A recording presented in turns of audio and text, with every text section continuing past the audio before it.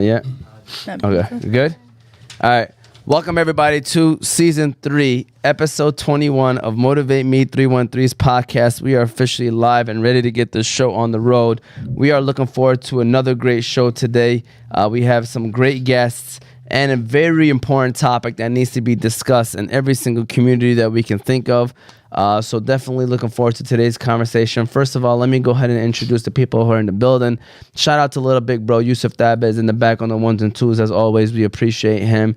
Then to the right of me, I got little sis Sada Thabez. And then I got my other sis Abir Thabez in the building as well. Of course, you got myself, Omar T. And then to the left of me, the guest for today is Brother Dawud and Brother Abdul. You guys will be able to see them on the camera. By the way, you guys will be able to see yourselves on the television right there as well.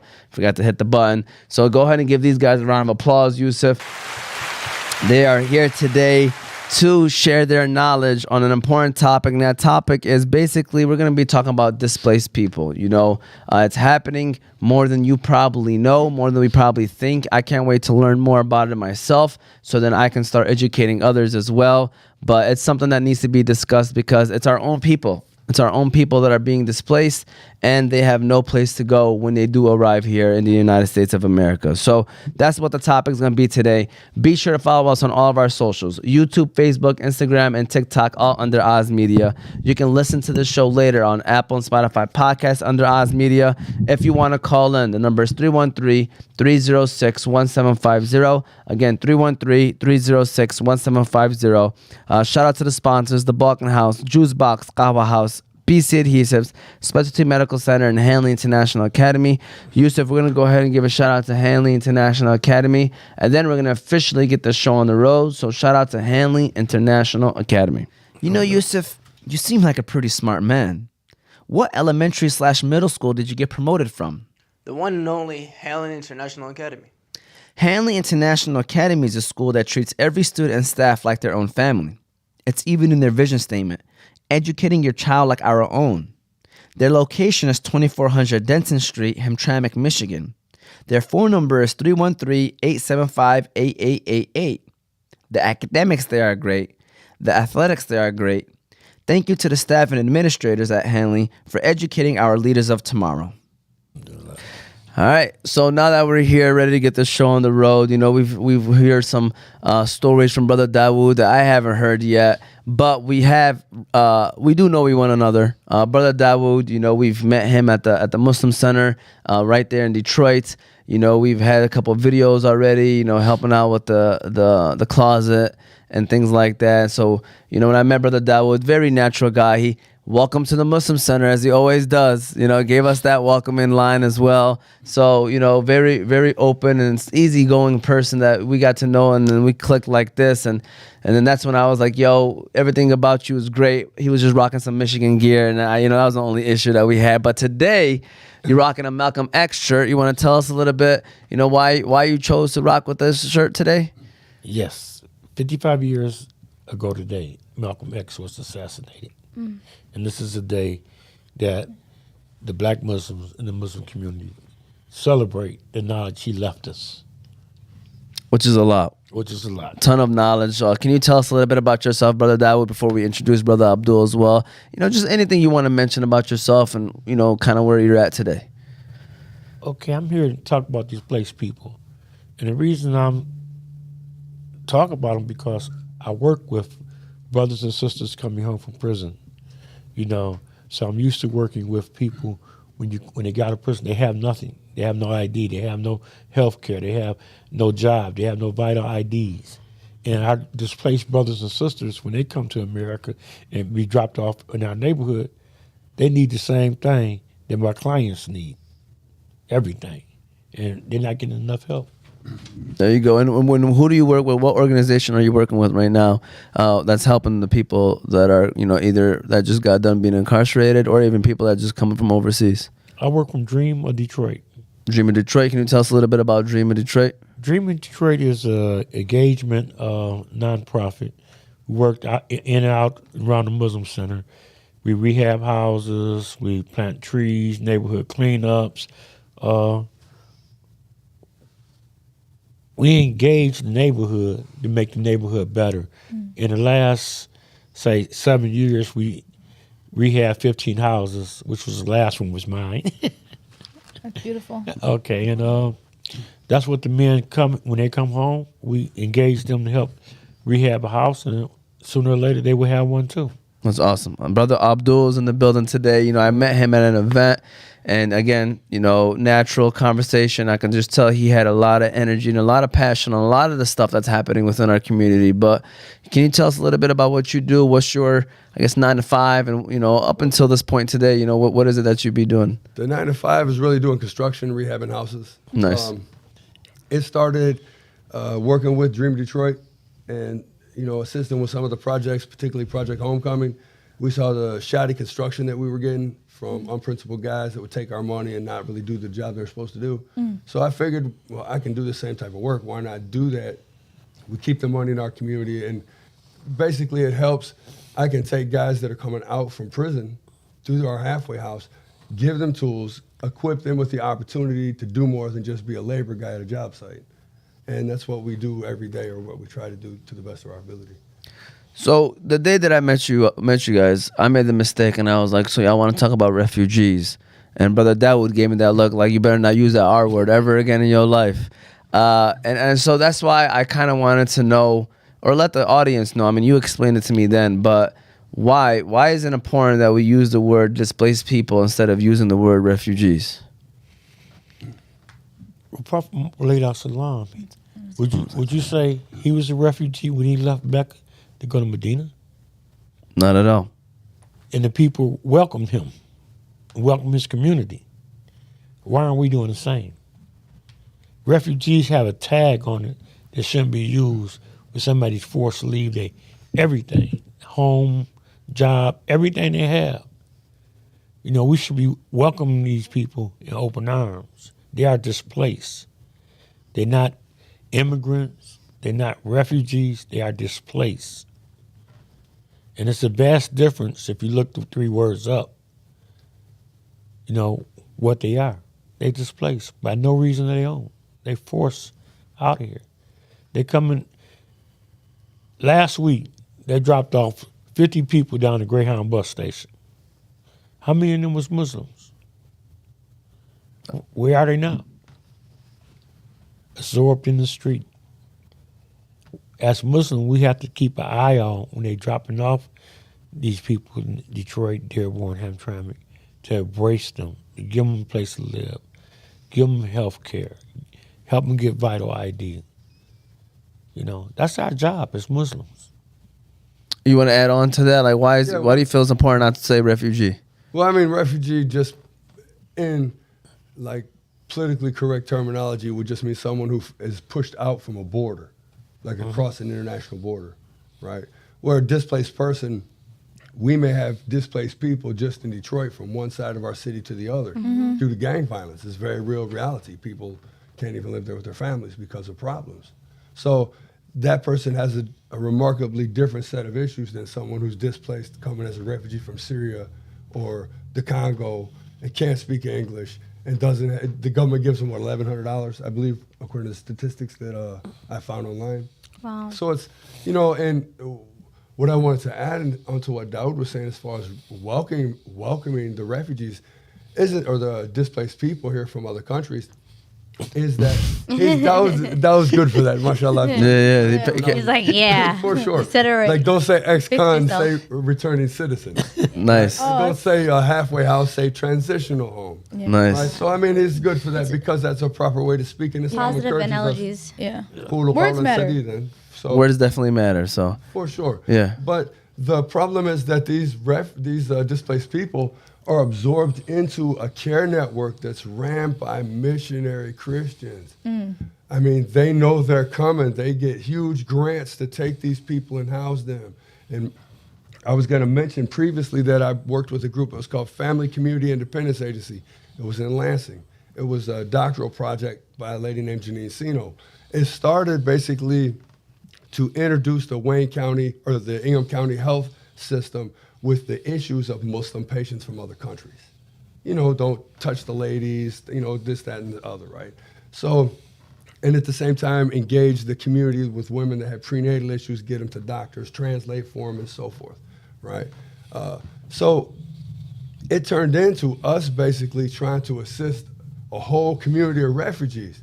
We found out that there was hundreds of people in our community that were just dumped there, and with unscrupulous Muslim landowners on Baker Street in Lansing, which is like the ghetto hood drug area of the whole city, right? The garbage area, putting these people in homes with no functioning heaters, no functioning water. They were really being treated bad. So we addressed this. They had a council in Ann Arbor for all these, feel-good agencies, and I stood up and addressed that. I mean, we started engaging them politically. And it was really a struggle because it was almost like these were a prize to them because of the money they're getting and because of the potential for proselytization to convert them to Islam. So this is a serious issue. Imagine what it is now. Yeah. This reminds me of, remember when Linda Masabali came out? And she does, foster care for Muslim children. And she was saying how a lot of the, Christian homes would get these Muslim children and try to convert them, And this is kind of like the same case, but in like families, when you're hungry, when you have no money, you have no language, you don't have no one to help you, you're going to latch on to anyone that's going to take care of you. And they become absorbed into a Christian-centric care network. Yep.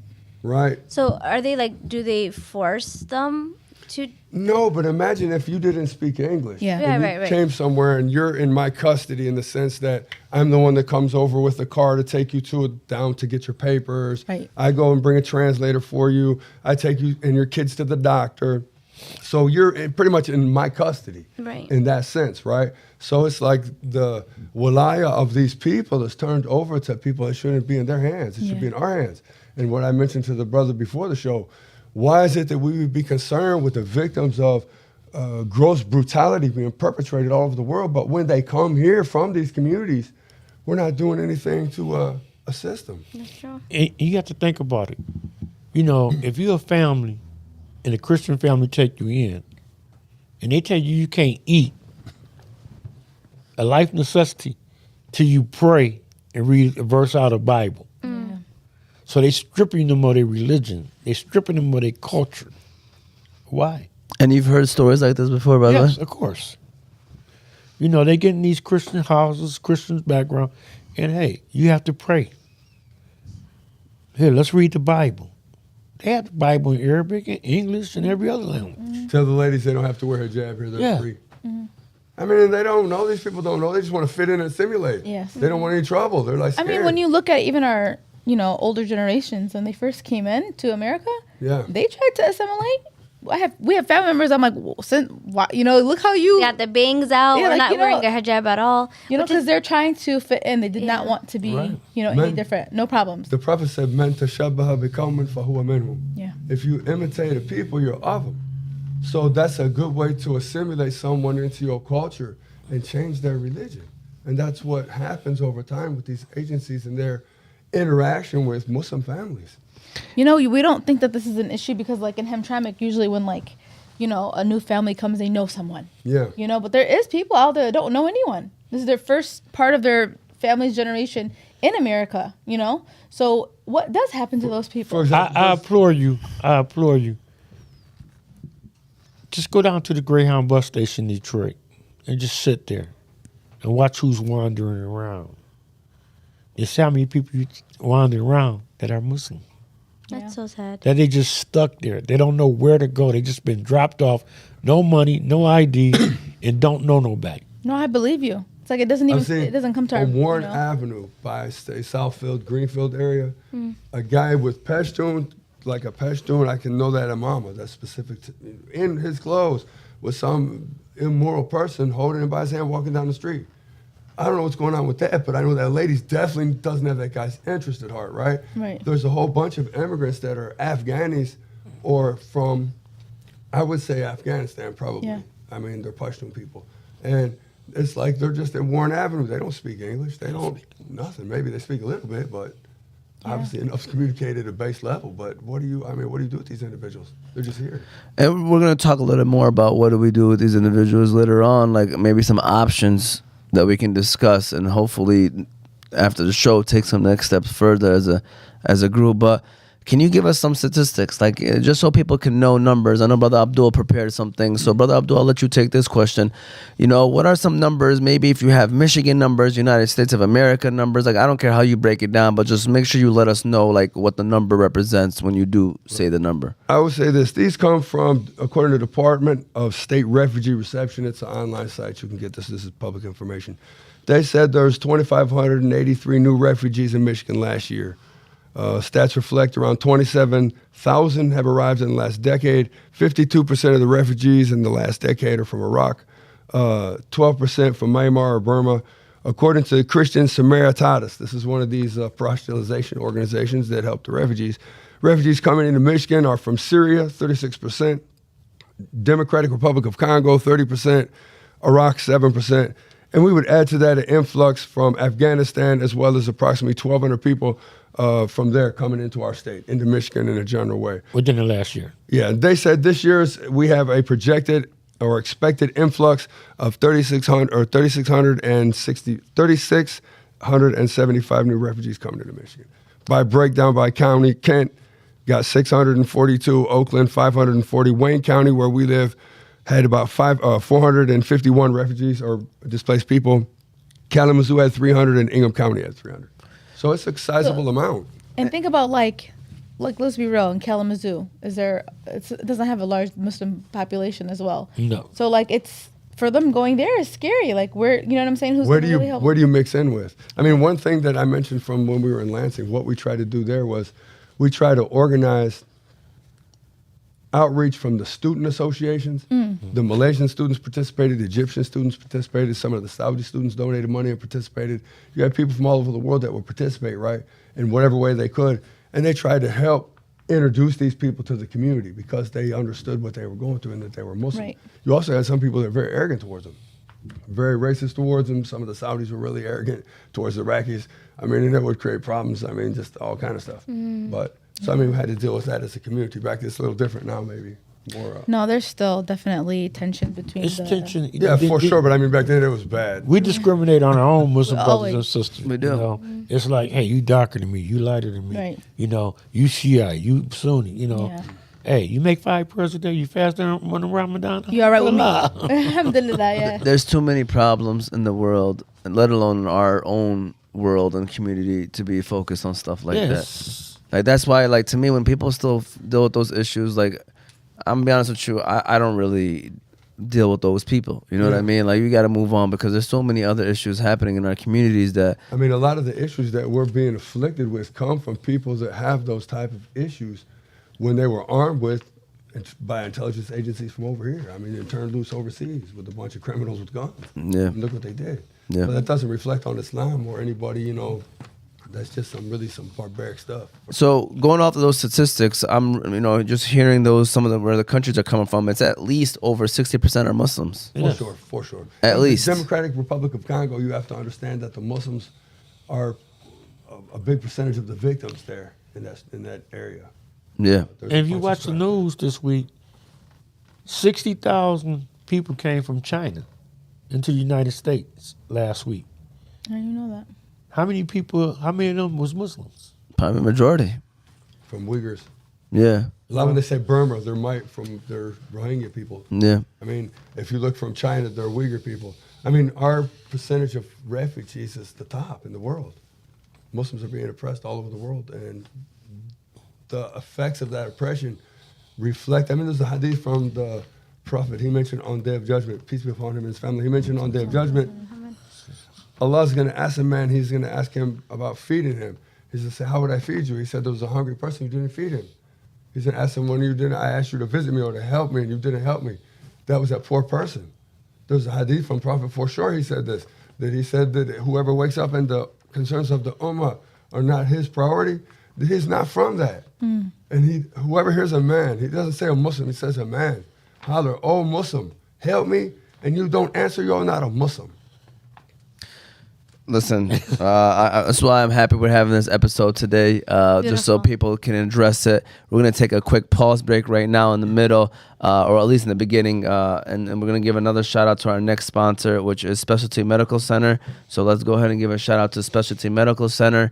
We appreciate Brother Abdul and Brother Dawud here. They just warming up. I feel like Brother Abdul is just warming up. All right, so shout out to Specialty Medical Center.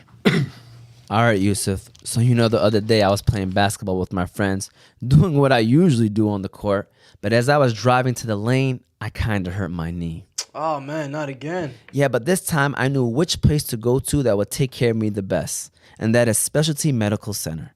Specialty Medical Center is a medical center that prides itself on patient care and its rehabilitation services. Their primary focus is developing a customized treatment plan unique to each individual patient's needs. Their center offers a full range of patient care, from diagnostic testing, pain management, physical therapy, regenerative medicine solutions, and surgical care. They currently have 2 locations, one in Dearborn and one in Sterling Heights. So if you're looking for a place that treats your medical needs the best, be sure to stop by Specialty Medical Center.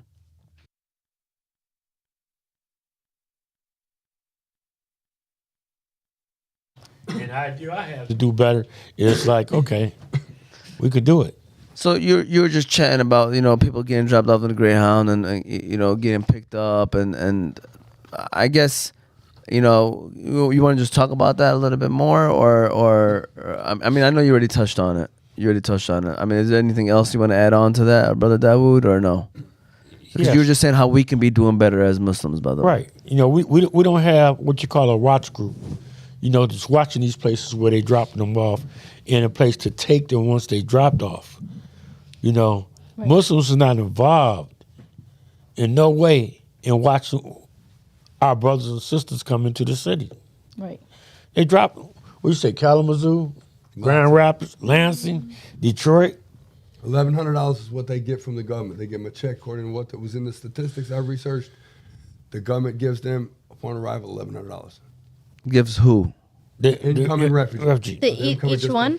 Right. Each Each family. I don't know if it's each family or each person in the family, but they give them a check for $1,100. And that's there you go. That's it. Bye. It's no agency. Think of it like this. It's no agency that we have that embrace them and say, hey, okay, before you can get a job, you need a Social Security card. You need a picture ID. You can't get a picture ID unless you have a birth certificate and a Social Security card. They left their home with nothing. Right. So that's their We have first. to take them to the immigration department. You have to. I mean, I've done this, right? Sit for hours. Hours out. You can't go in with them. They don't speak any English. I can speak Arabic, but the problem is, I'm not going in. They got an Arabic translator, Yeah. so you Right. just stay out in the car. So I got to sit out in the car. I'll just buy the part. And what I tell them, put the app on your phone, translate from Arabic, English, English to Arabic. You can put the app on your phone, if you can't understand, go back and forth. Right. So I have a question. I'm sorry. No, You you're gonna good. say No, something? go ahead. Okay. So these organizations, usually Christian run organizations. So do you assume that they're like waiting around these drops Sure. spots and then like collect people that way? Because, or is there a specific way where like when they do arrive?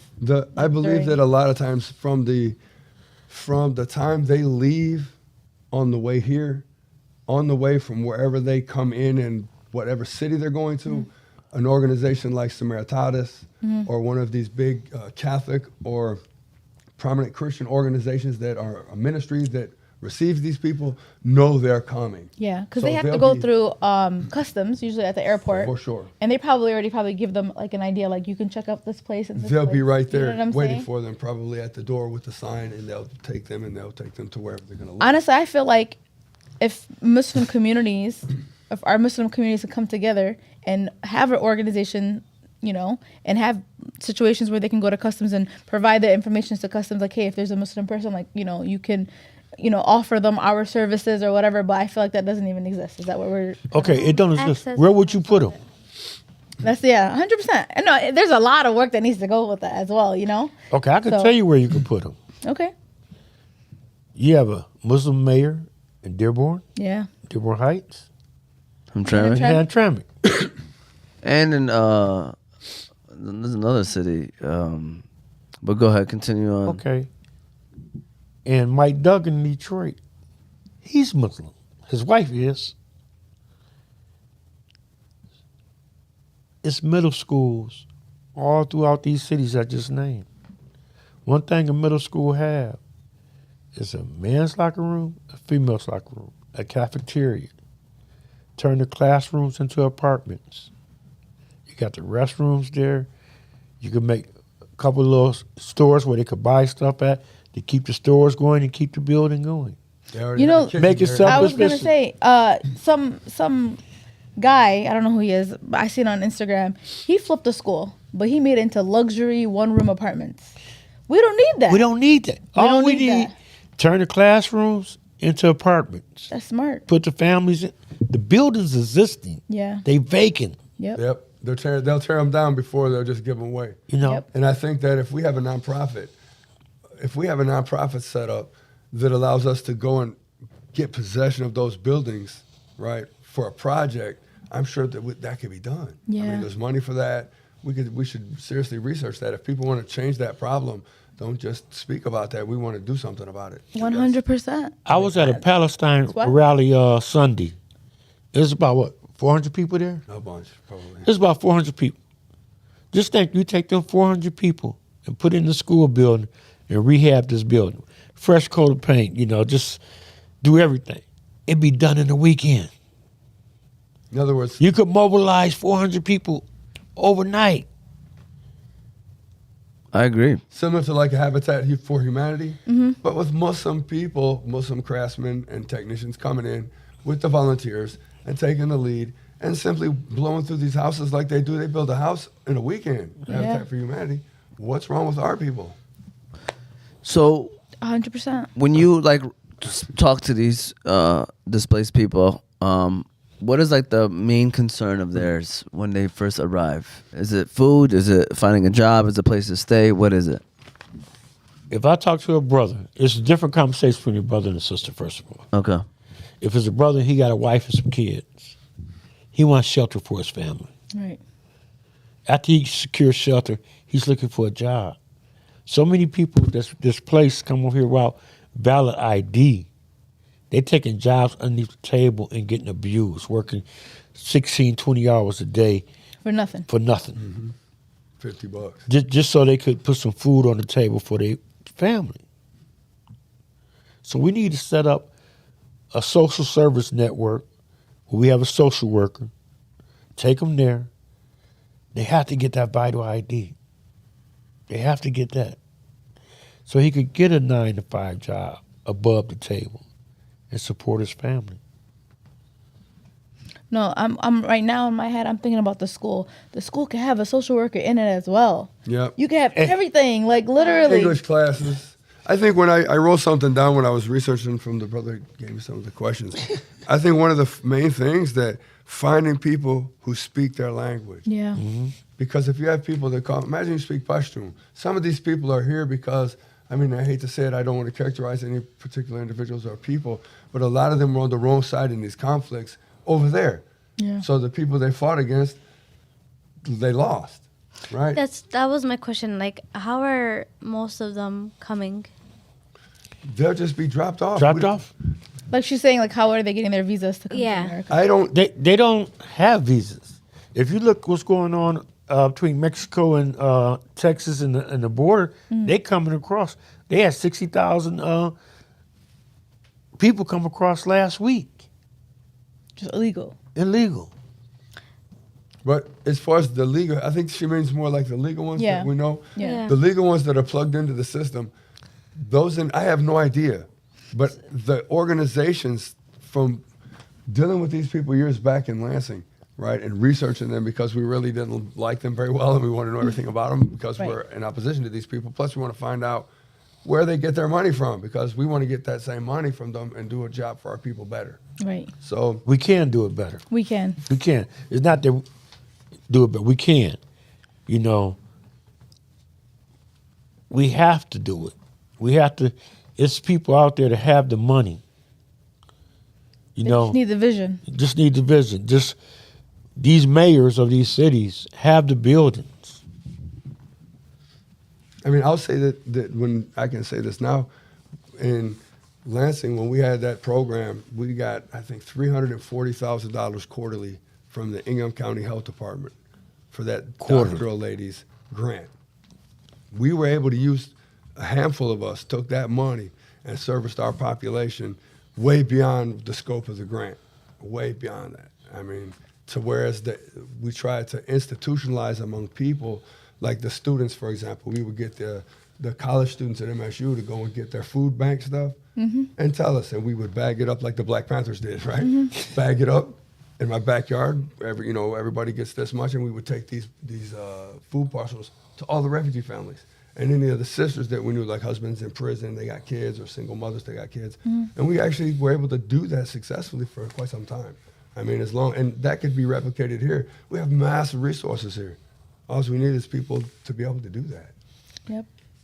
No, I agree with that, and again, great points. And I guess the question will become now is like, why do you guys feel like that we as a community do turn our backs towards displaced people? Like, why? What's the reason? Can I answer the question before they answer? Yeah. So, to be completely honest with you guys, before we had this conversation today, I always assumed when displaced people, not refugees, I'm going to take myself, when they would either come in, like, because, like, when they come in from Yemen, they usually came in with, like, somebody got married or, family member, or they would win these lottery visas, and then they would come in, they would go straight to a masjid, and, usually the masjid will help them. I never even thought about the other areas in America, where they don't have a strong Muslim community where, you'll find a neighbor down the street that speaks your language. It's easy here, right?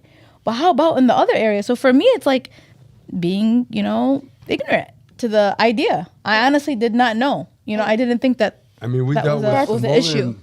Refugees in Lansing that the translator that spoke Somali was from a group that had killed them, this tribe in Somalia. And this guy was a Christian group that worked with the Christian missionary. And they know that they were like horrified. This guy's not, our girls aren't going with this guy. Yeah. I would take them, right? And with their family members, with the male members and translate, but they would not accept to be even in the car with that guy. And the refugee agency didn't care. They would just check it off. The guy gets paid, but they would check it off as a canceled visit. Wow. So. And that's why I was asking, like, how are they getting these visas? Because, usually it would be that route. So I'm like, sometimes when there's issues in the country, they give them an opportunity to leave.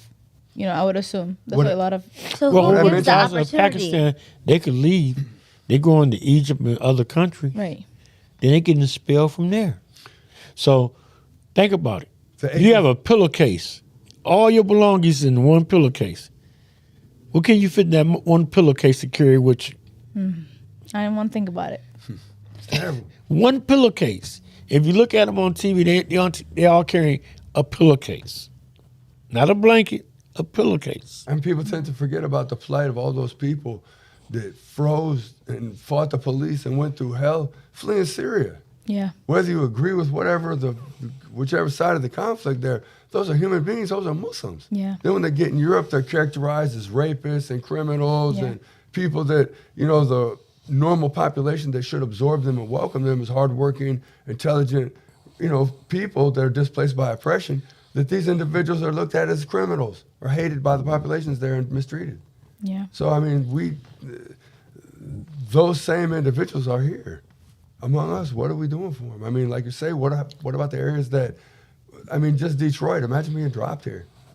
You don't know anybody here. I mean, you can find someplace here, find a masjid here, but it's not an easy struggle at all. No. People coming with $1,100.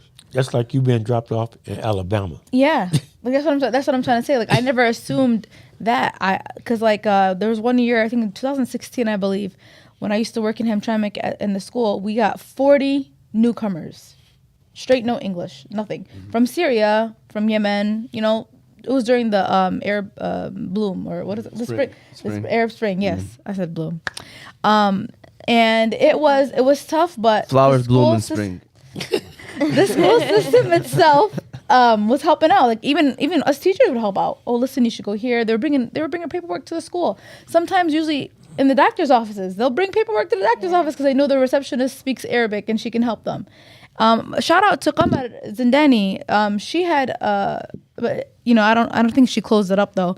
But she had a business where it was for people that needed help with anything. They can come to her, like paperwork, whatever it may be. But I'm telling you, people don't know about these resources. Right now, the Huda Clinic. Are you familiar with the Huda Clinic? Yes. They doing a lot of that work right now. If the brothers and sisters can make it there to the Huda Clinic, That's the problem. they only open 3 days a week: Tuesday, Thursday, and Saturday. They do beautiful work. They have social workers, or you could take them over to Muslim Family Services. It's interesting Access helps conversation. as well. I actually Access. took a Yeah, relative access to as the well. Huda Clinic, right? And he had his face was nice and swelled up. He was had some issues, and he was living in my house. And at this time, and Dawud probably met him. I employed him with my business, try to help him get on his feet and stuff. So we took him to the Huda Clinic, and they looked at his face, and they got him in there within 24 hours, and they fixed his stuff for nothing. He didn't have anything. He didn't have insurance. Really? So, yeah, I mean, so when he was appreciative of that. I mean, he would have got sick probably if he wouldn't have had his face fixed, or would have, Yeah. his jaw or something. Interesting. Yusuf, we're going to take another quick break right quick. We're in the middle of the show right now. Shout out to our next sponsor, which is the Balkan House, and then we're going to keep things rolling. So shout out to the Balkan House. Yusuf, run the ad, and then we'll keep things rolling. Shout out to Balkan House. If you're ever in need of some coffee, then you have to stop by the best place in the country. You know what that is, Yusuf? Yeah, man, it's gotta be the Qahwah House. It's definitely the Qahwah House. It's the first Yemeni coffee shop of its kind. You can stop by Qahwah House to try their famous Yemeni lattes, Adani shahis, mafawad, and jubani coffees. You can also stop by to try their delicious pastries, such as the Yemeni favorite sabaya, everything mini bites, and they even serve sambusas. They have locations in Michigan, New Jersey, New York, and Illinois, with more locations coming to a state near you. So no matter where you're at in the country, be sure to stop by Qahwah House and get a glimpse of what the Yemeni culture is all about. Also, don't forget to download the new Qahwah House app. You can now order your coffee and go, skipping the line entirely. It's like having your own personal barista.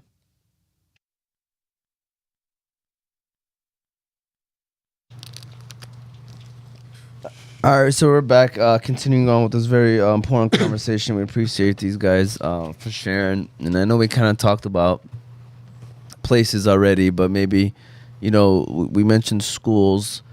What are some organizations right now and systems and institutions that are helping? You mentioned Huda Clinic. Are there any other ones that are doing a good job that you want to give a shout out to? And we definitely need more, but is there any other ones? You have an IGNA Family Services that assists people. Different organizations in Dearborn, Access really does a good job. Helping Hands. The Helping Hands. I mean, you have a number of different organizations in the community that try to help people that are coming in with different services. Global charity teams. They Okay, also but do a lot. we don't need individual That's true. places. We need them all together as one. You're right. One stop shop. We don't need this place and this place. We need them all together. And talking to different mayors and different state representatives and stuff. The idea would be Give us this building. would be to get a property such as that, something that would be multi-unit, that would have such facilities. A school would be ideal because there's a bunch of them that are abandoned and they're just sitting there. And the structure's okay in them where with a little bit of work, they'll be just fine for that. They're already equipped for that. And people come from overseas probably would be glad just to have their own space in a situation like that. It would be like an apartment just till they get on their feet where you don't charge them anything. Yep. And that means a lot when people are working, they're washing dishes. We have I've noticed in the last, 2 months, just going to different cafes, right, that you have a large percentage of Mauritanians from Mauritania. And a lot of these are religious students. I mean, I asked them some about the religious colleges in Mauritania, and they're some of the scholars and some of the books, right? I read some of those books. So they knew them. They said, yeah, I knew that book. I studied that book. So and the guy was the Hafiz of Quran. He's washing dishes. So these people have a good contribution to make here as displaced people. Unless you're going back, this is where you're going to live. Right. So how can you use the benefit of these people and let them engage with the community? Those are treasures for our community. They're not just refugees. Yeah. They're people that are just here just to wash your dishes. Everyone has a story or has a talent or has a anything that that can contribute to make this the city or the state better. More money will be coming in. I think if we had an institution like what the sister mentioned as far as a school, you have doctors that could volunteer to come in. Dentists. A dentist comes in. So the people that are there can actually get checked out. It was, I think, Optimum Eyes. And I went in there to get glasses. Something happened to my glasses. And the guy, I told him about, I deal with refugees. And he mentioned to bring all of them in there. They had a program that they had a grant for that they would give any kid like that from refugee, or back then they called refugee, displaced person, they would give them glasses. All they had to do was bring them in. And we had the grant, we took them in there, and we did that. The number one problem that they face when they come over here, and they need to talk to a psychiatrist or a social worker, because they're coming from a war-torn country. Yeah, there's. So it's a lot of trauma. mental. You have to address the mental before you can address the physical and spiritual.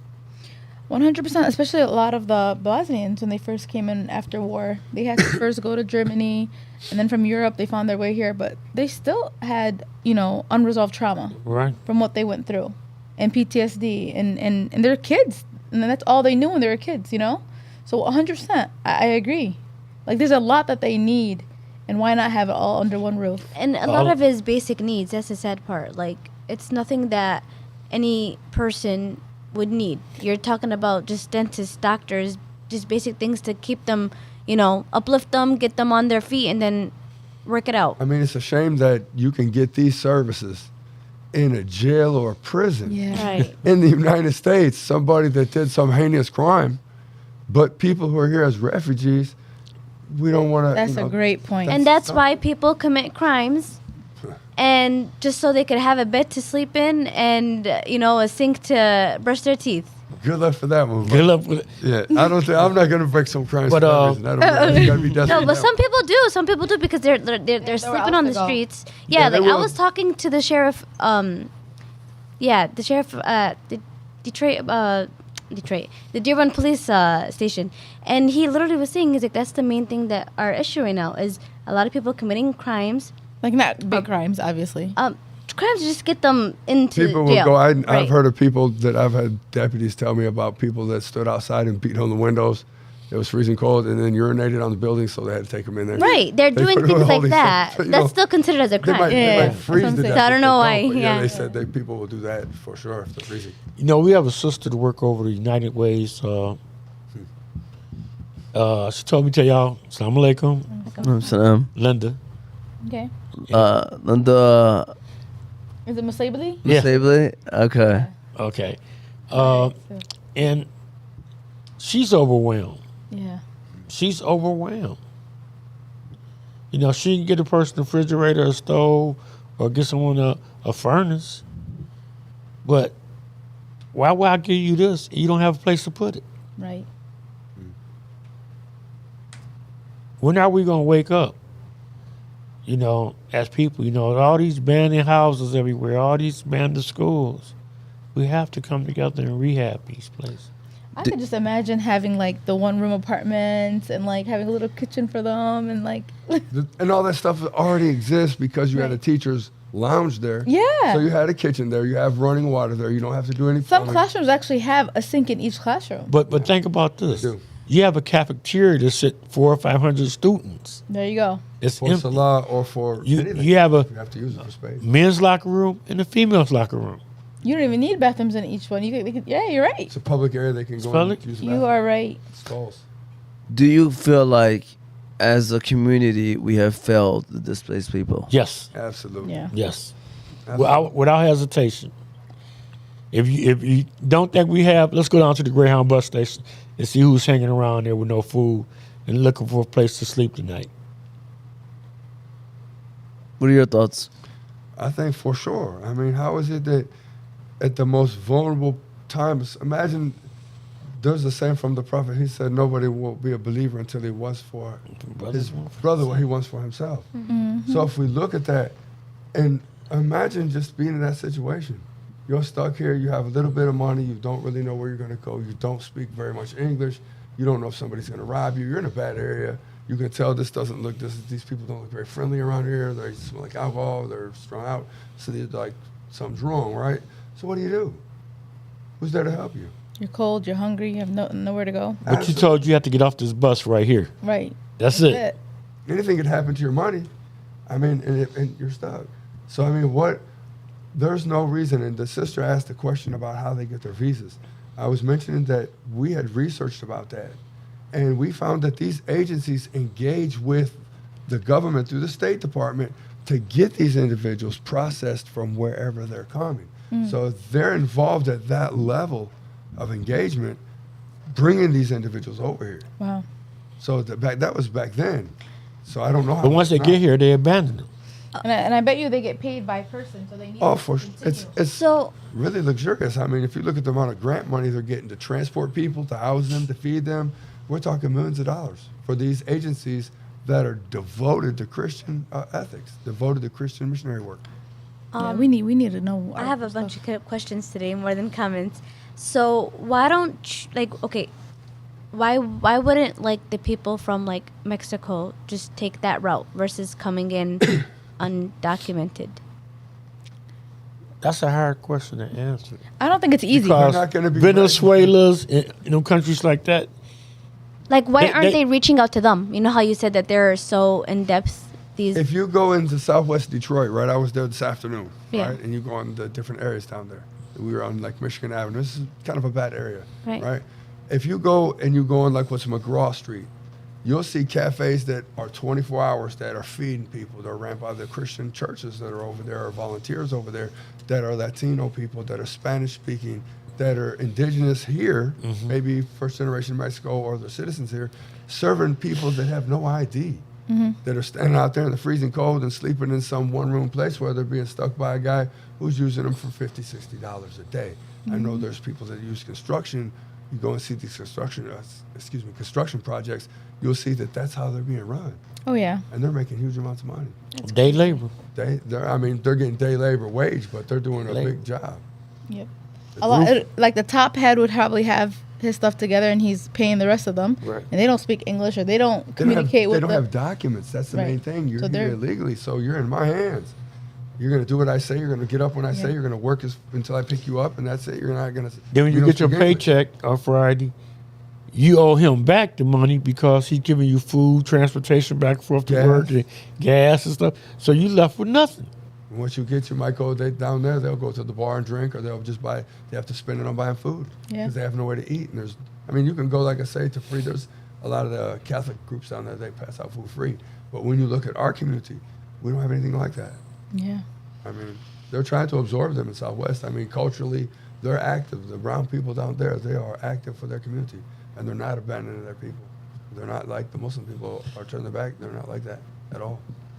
How So- would you change that? Yeah, that's what I'm saying. Like, can you give us right now, if you can, a game plan? Step one to the final step. What do we need to do as individuals and as a group of as a community members? As a group or a community member, I would say the step one would be to set up a nonprofit 501c3, fast track it so you don't get any delays. It costs like $120. I mean, you can have it done in no time. Make sure that everybody that's on there is clean and not on any governmental watch list, because if they are, you might get flagged for grants. I mean, this is something that we just have to consider. Once that's established, get everything up and run, get a bank account for it, and go out and actually solicit grants. Look at the properties. This is what we want to buy. Draw up an outline of how to establish whatever you want to call it, Dar es Salaam or whatever, welcome, like Project Homecoming over there, whatever you want to call it. A welcoming agency that will engage not just with the refugees when they come here, or the displaced people when they come here, but also be able to engage with the governmental agencies through the people that we have as Muslims in the government. That we can get plugged into the same social service assistance network with the same grant availability and the same funds as the Christians that are doing that with their missionaries. Samaritans is a good example of it. They're overseas with their representatives in other places in refugee camps, pulling our people over here into their programs, and they're making money doing it. We should be doing that. Would you add on anything else to the steps and process? Well, first you have to set up like I said, nonprofit, and there's enough Muslims over here where we could get donations to get started. Like I said earlier, we could call the rally cry out and just, we get the building from the mayor and we can get 300 people and go in there and put some paint, rehab this building overnight during the weekend. Once we have the structure built, we get the furniture for it. There's places we Get the can grants, because I mean, let's be real. At the same time, we'll be having people work on the grants, doing the letters of intent to all these agencies. I mean, there's a huge amount of money out there. So it's something that We pay taxes, Yeah, it's something that will pay for itself and that will allow. This is one thing I found that was really kind of unique. We actually were paid by the Ingham County Health Department as part of the grant a percentage of money to send Dawud materials into prisons by putting STD flyers into prisons, right? And we laugh at it, right? I mean, they paid us to send those flyers in as long as we turned in records. So we were able to send those packages in, and they actually paid for that. And they didn't have a problem with that. We explained to them what we were doing. There wasn't anything duplicit about it. And they're like, no problem, go ahead. Sure, it's part of the grant. Use the money. And why wouldn't they want us to use the buildings, clean them up? You know what I'm saying? Instead of keeping them abandoned. Like, why would it's like a down, win-win. they'll be eyesore. There's one they just tore down off of Southfield. It's just a big eyesore, like a bunch of concrete pits. Do you think that, I guess, do you think one building's enough? It's a start. Yes. You have to start with one before you go to two. It's a start. And me just driving over here, I passed 4 or 5 schools. I don't know if it's vacant or not vacant and stuff, but it's schools everywhere that's just abandoned, just sitting there, eyesore. One thing Especially I say, Detroit. a middle school is because you have both the men's locker room and the females' locker room. You had a shower area. Most of them have pools. You had a cafeteria to feed the people. You have bathrooms throughout the school building. Offices, libraries. So you have doctor's office now. You have your counselor's office. You have a gym. Everything's within that middle school. And everybody that's coming in there to work there has a salary. I mean, the maintenance is taken care of through grants. I mean, the one thing that I really appreciated in the past and that type of activity is imagine being paid to do a positive deed. Yeah. Imagine that you can do what you want to do and serve in your community and doing something positive, and it pays you in a good way to assist people. I mean, you get blessed in a double way. I mean, and then at the same time, you're able to help people with those resources even further. So, I mean, it just the blessings multiply. And it's something like that. If people put into that, I've worked as far as in my construction projects, looking at or scouting projects like multi-unit, what do you call them, tenements, like project areas, right? That people are coming in and buying. They're buying, I'm throwing a new roof on them. Why? Because I do the roof, right? Or I fix the units. Or they're buying these all over Detroit. We're working on 3 houses right now. Huge. We're just waiting on the summer to break so we could do the outside and work the inside. It's houses everywhere. It's school buildings. School buildings is the thing. Listen, if I was in charge of that, I would have signed it right now. You don't have to convince me any longer. I mean, we could, if in the community, that's something. We need people from this podcast today to start calling the mayor's office. You can use my name. I don't care. They know me. No, it's definitely something that we need to push. I think if we know anybody in the community or anyone that the young people that are realtors are involved with Muslim realtor offices, right? They may work for them in some kind of way. If they are watching this podcast or aware of this, find us a nice school that we can try as a nonprofit, see what the bill would be on it, and start there. I mean, actually reach out to the community, have some concerned people where we can get the funding for. It seems like the city would want to give you the school because it's just sitting there. They may. I mean, we finna do something, that could generate tax dollars for the city. Right. There may, but you never know. The kids are going to go into the school. That's the problem. So you still have to reach out to them. Yeah. But if we know some realtors in the community that could get us or check into those properties, that would definitely be a start. I mean, we'll do it. You know what I think? I think the start is finding the right people to take that next step. Strong team. A realtor. An accountant, you know what I mean? So getting all the right people, get the right team, and then you start the nonprofit, and then you go from there. But I think it's possible. I think it's possible, man. The one You know? thing I would say too, I can right? see if we start that Monday, we could have our first school building opened by June. You know, we had the grant ends coming this way, we have the donations coming this way, and we had the doctors, nurses, social workers, psychiatrists volunteering at first. It's Shah Ramadan. People will donate. For sure. Online project, GoFundMe, or where they match it. Once you get 25, 30,000, some agencies match that. So, I mean, that's a doable thing. I mean, It's doable. Some people, especially young people, get the young people involved and have the young people that know, you guys know how to do that stuff. Right, especially the grant writing and all that. For sure, all that. I mean, why engage with the Muslim community at a professional level to do these things? And I mean, the pay is lucrative as far as this is what we've invested in for our community. You know, this is Anything for the sake of Allah will be blessed. You know, for sure. what side of history do you want to be on? Right. Absolutely. What side of history you want to be on? I want to be a change maker. Okay.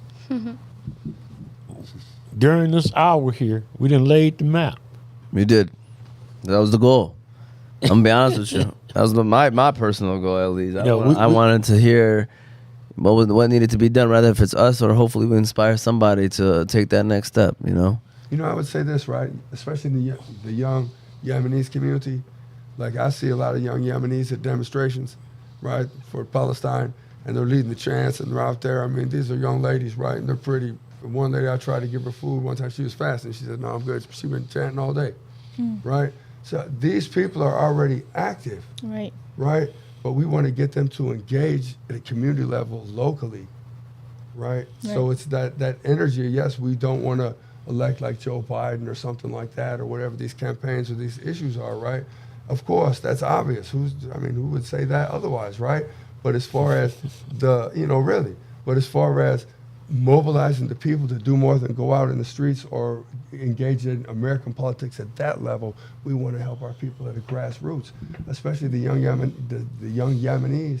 I mean, they're active and they're mobilized. So take a look at these issues, because the Yemenis people are brave people, and you know, they love to do good, for sure. Yeah, and these, the rooms in the schools don't necessarily have to be for the displaced people. It can be for, like you said, someone that just something happened to their family, or they're the breadwinner of their family, and they need a place to live. Like anyone it's like a that hostel, really, for example. You know how many calls I got last week from families needing a place to live? there you go. Yeah. How many? We want to actually hear this number. 3. And that's 3 too many. Way too many. 3 week. families. One sister had 5 kids. She needed a place to live, and there's nowhere to Place go. live. She was getting evicted. And imagine we had a 3-floor school building.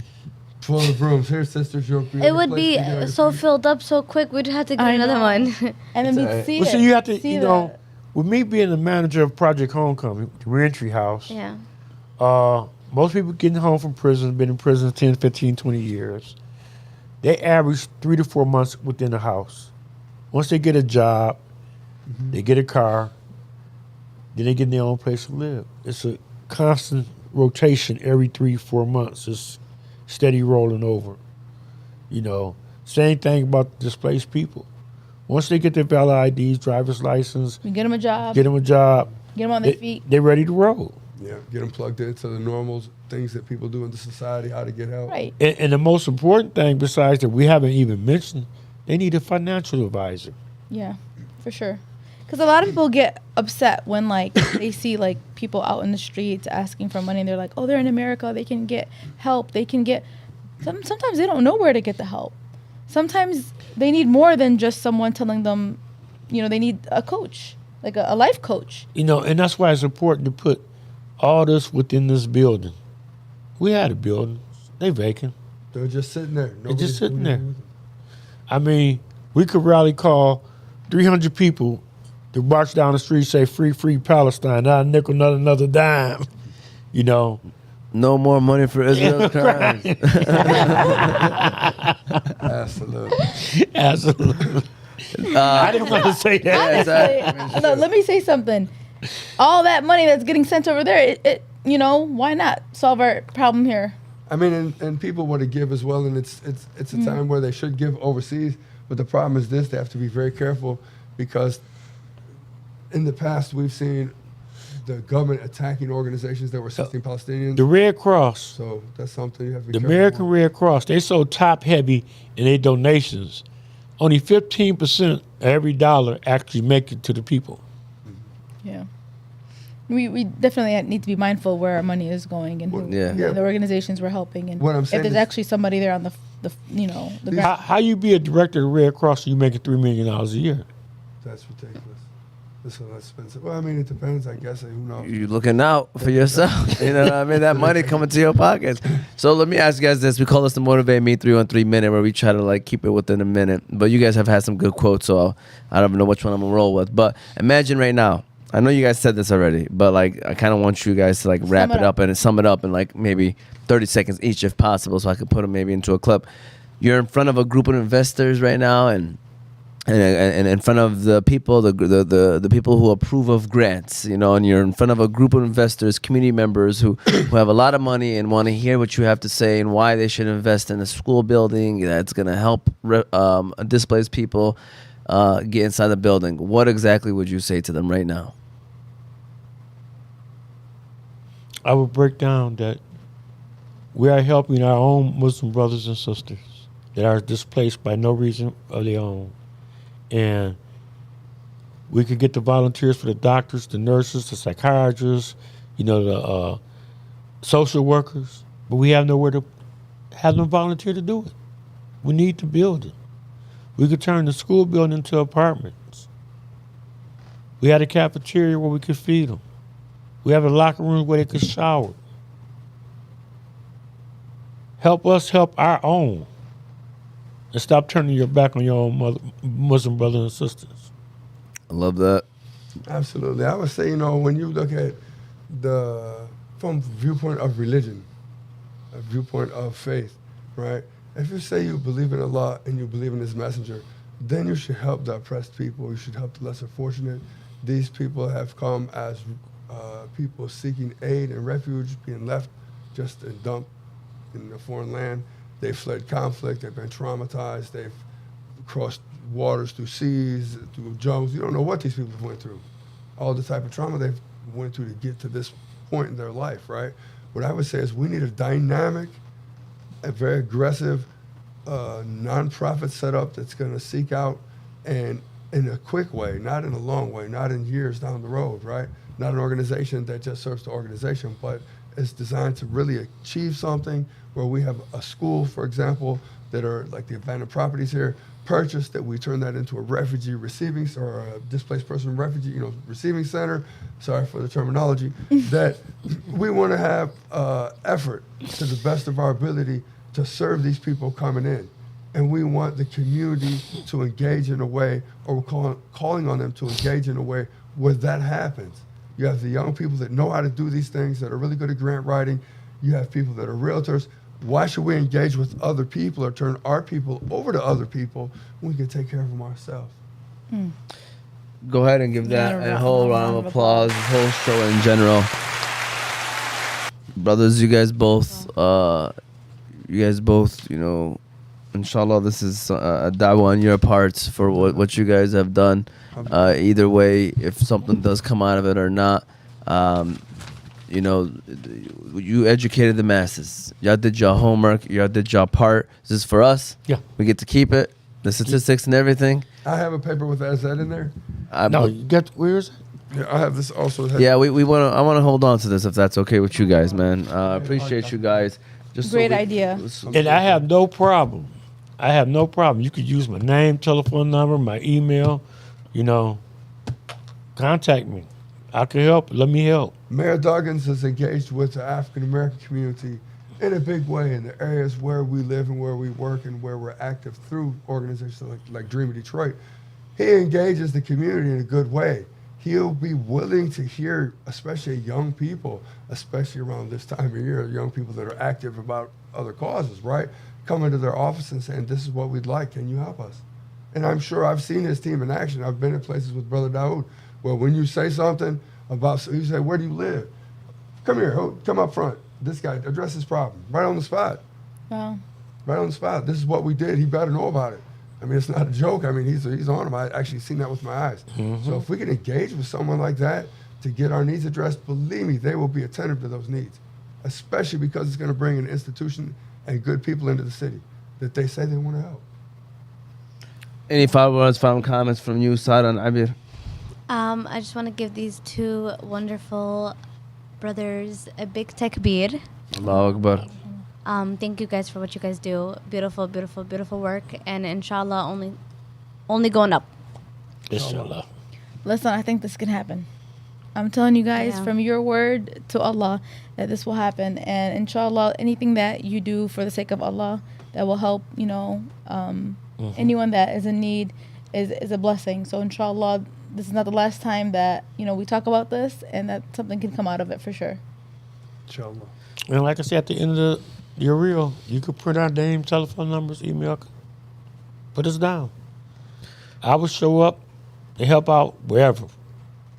And we know you're a man of your word too, Brother Dawud, a guy that's been doing this for a long time as well. So we appreciate you. And these guys, like I said, you've seen Brother Dawud, Brother Abdul, we saw him at an event. They talked to me. It was only a 5-10 minute quick conversation. And I got that feeling of this is sad how we are reacting as Muslim brothers and sisters towards our own Muslim brothers and sisters. That's it. It's very sad, but it's an important conversation. And mostly, I almost wanted to educate myself even more because, like you mentioned before the show, you can't go out and say things that is not factual and you can't back it up with facts. And the best way to do that is by educating yourself first before you put yourself out there. So thank you for equipping us with knowledge that's needed. Will this be something that's happening tomorrow? I mean, inshallah, but I'm going to be honest with you. If I'm being realistic, on my end at least, probably not. But this is something that I will be looking into, inshallah, myself. I know my sisters are going to be interested as well. And, Count me in. we will keep in touch. We will definitely keep in touch, brothers. So we appreciate you guys, inshallah. And if there's anything from our end that we can do, from now until then, I mean, obviously you guys shared what you needed, but just let us, we're here as well. If someone wants to take the initiative and we can just be kind of sidekicks, we'll be more than happy to be the sidekicks as well. So just let us know. We'd hope young people would take the lead. Yeah, I know. I'm just throwing it out there. If needed, we're also here. We don't mind. And like I say, it's ideals is born. So we just have to build on it. I work 6-7 days a week, 8-10 hours a day. I have an event to go to right now. But I would take the time to do something positive, not for myself, but for others.